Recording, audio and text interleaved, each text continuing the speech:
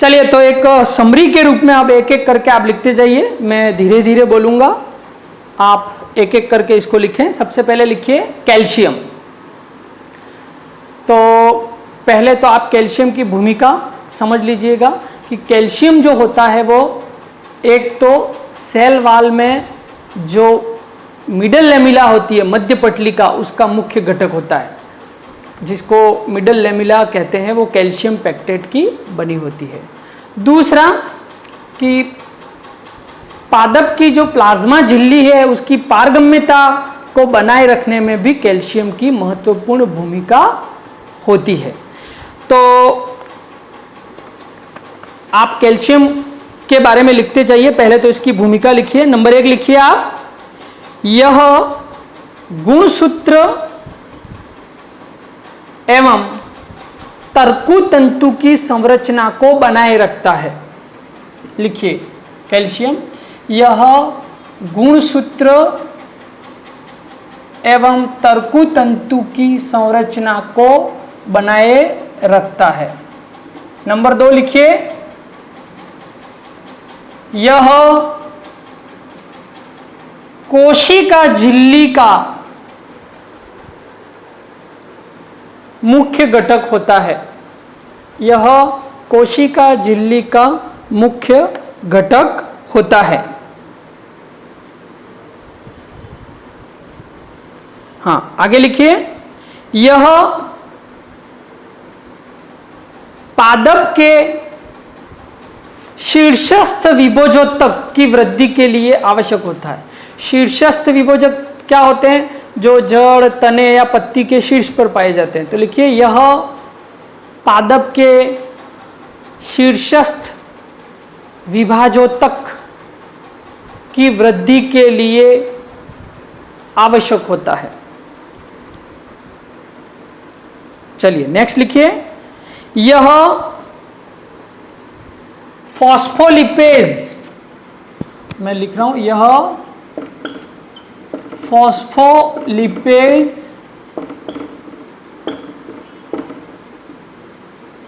ATPase और arginine kinase, arginine kinase आदि एंजाइमों को सक्रिय करता है। आदि एंजाइमों को सक्रिय करता है।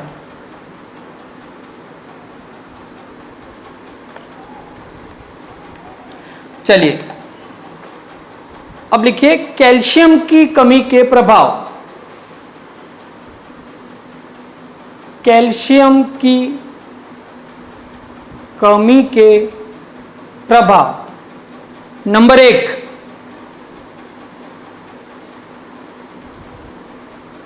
हाँ लिखिए, पादप के शीर्षस्थ विभाजोतक की मृत्यु। पादप के शीर्षस्थ विभाजोतक की मृत्यु।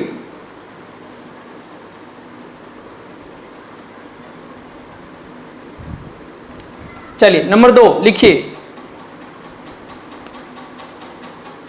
गुणसूत्रों का विरूपण। उनकी स्ट्रक्चर मेंटेन नहीं रह पाएगी। गुणसूत्रों का विरूपण।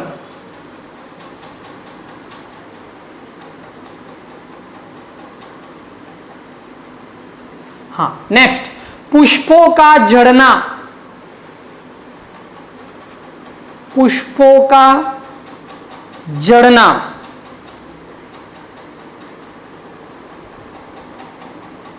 नेक्स्ट, युवा पत्तियों के किनारों का, युवा पत्तियों के किनारों का अहरिम होना, यानी उसका हरा रंग गायब हो जाता है।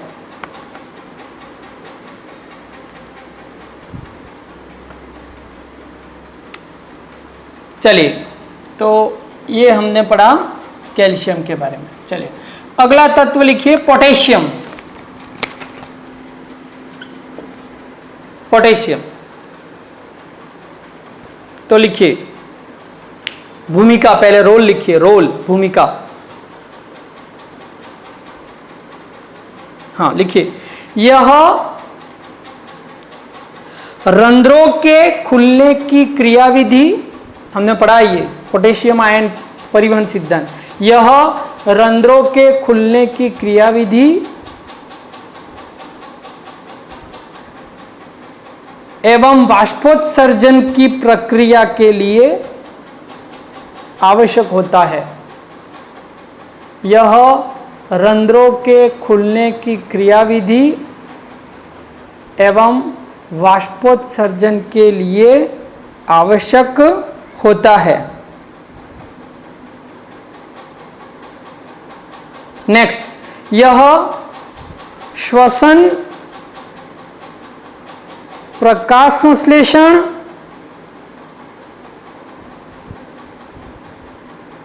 एवं प्रोटीन के निर्माण को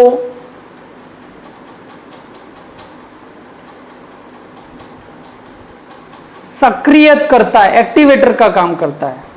यह प्रकाश संश्लेषण, श्वसन एवं प्रोटीन के निर्माण की प्रक्रिया को सक्रिय करता है।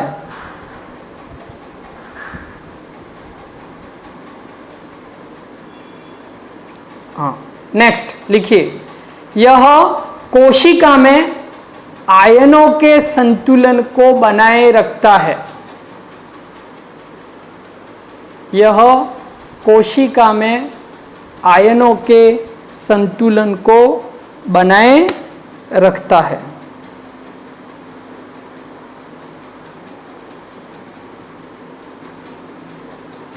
चलिए इसके कमी के प्रभाव, अगली हेडिंग लगाइए, इसकी कमी के प्रभाव।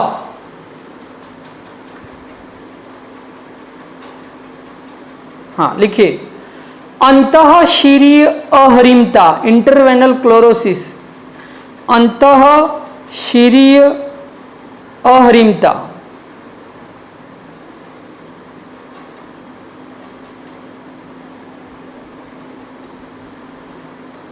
नेक्स्ट लिखिए, पर्व के छोटे रह जाने से, पर्व के छोटे रह जाने से पादप का झाड़ीनुमा होना, तने की लंबाई वृद्धि बाधित हो जाती है ना। पर्व के छोटे रह जाने से इंटरनोडल जो ग्रोथ है शॉर्ट हो जाती है, जो बुशी अपीयरेंस आ जाता है, पौधे का झाड़ीनुमा होना। चलिए नेक्स्ट, एपिकल डोमिनेंस का कम होना, मतलब आपने ऑक्सिन में पढ़ा होगा, लिखिए शीर्षस्थ प्रभाविता का कम होना, यह भी एक कारण है बुशी अपीयरेंस, झाड़ीनुमा होने का। शीर्षस्थ प्रभाविता का कम होना।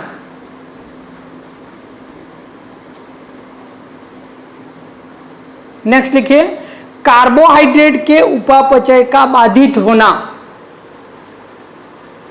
कार्बोहाइड्रेट के उपापचय का बाधित होना।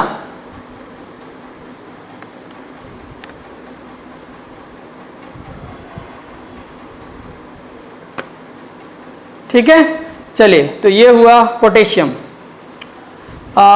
इसकी कमी से जो रोग होता है, हालांकि लास्ट में मैं आपको एक सूची लिखवाऊंगा जो परीक्षा में एक एक नंबर में पूछी जाती है कि इसकी कमी से कौन सा रोग होता है, वो हम उसको लास्ट में लिख लेंगे। चलिए नेक्स्ट लिखिए, मैग्नीशियम।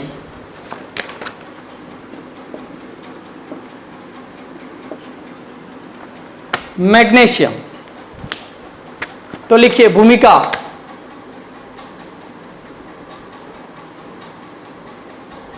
लिखिए यह पर्णहरित का आवश्यक घटक होता है। पहली बात, यह पर्णहरित का आवश्यक घटक होता है।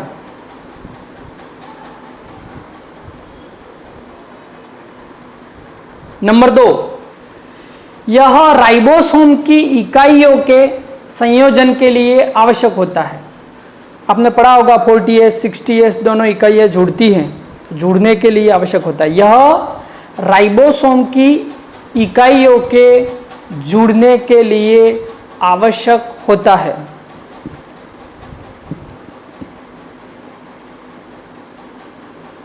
नेक्स्ट देखिए, यह कार्बोहाइड्रेट उपापचय में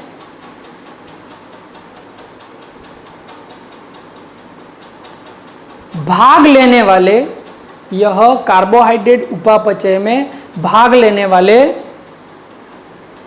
कई एंजाइमों का सक्रियक होता है।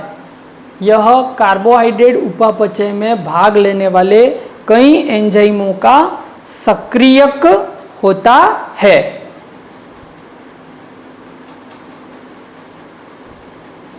और अगला बिंदु लिखिए, कोशिका भित्ति निर्माण में सहायक। कैल्शियम मैग्नीशियम के पैक्टेट्स होते हैं जो मध्य पटलिका बनाते हैं।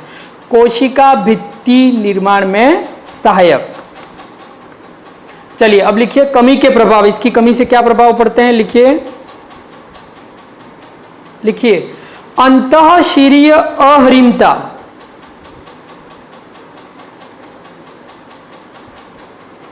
अंतःशिरीय अहरिमता एवं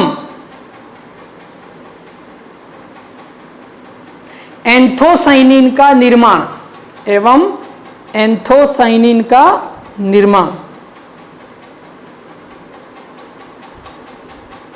हाँ। नंबर 2 लिखिए, पत्तियों पर उत्तकक्षयी धब्बों का बनना। उत्तकक्षयी जिसको इंग्लिश में नेक्रोसिस कहते हैं, डिसइंटीग्रेशन ऑफ टिश्यूज। उत्तकक्षयी धब्बों का बनना। और तीसरा लिखिए, कार्बोहाइड्रेट उपापचय का बाधित होना। कार्बोहाइड्रेट उपापचय का बाधित होना।